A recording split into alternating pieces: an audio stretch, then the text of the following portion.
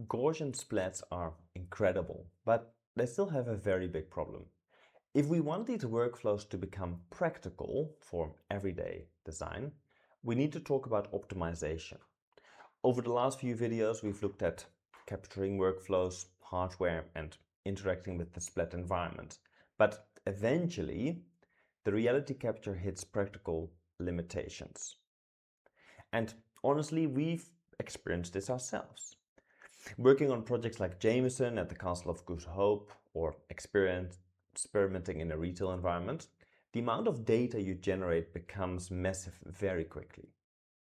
The scanned environment becomes incredibly large, especially once you start scanning architecture, retail spaces, and experiential environments at a high level of detail.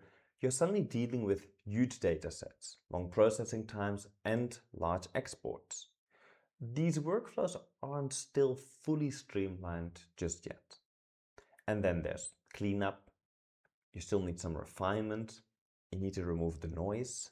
You need to clean your floating geometry and then isolate the important spatial information. So honestly, this is where you realize these workflows, they're still pretty early and they're powerful nonetheless, but they require design thinking. We still require somebody to understand the space. The hardware also becomes part of the conversation very quickly. Our scenes become dense, our performance can become a real issue.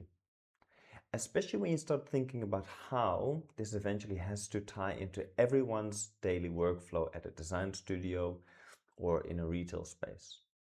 Optimization becomes incredibly important.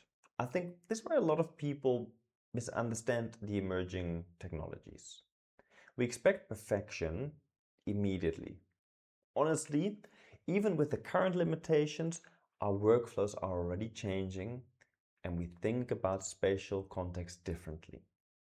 Being able to revisit a site digitally, review the sidelines, understand the adjacencies, and design with captured reality as our context, it's already changing our workflow dramatically, especially in retail environments where context is so important. If you enjoyed the series thus far, please consider to like and subscribe. I'm trying to document all of these technologies from the perspective of someone who actually works in spatial design and retail environments. I'm not just reviewing software from the outside in.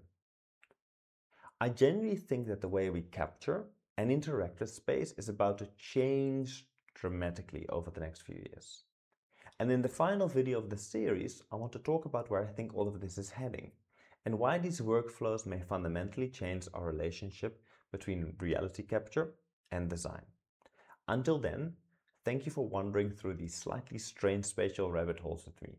I appreciate your time, your curiosity, and your company along the way.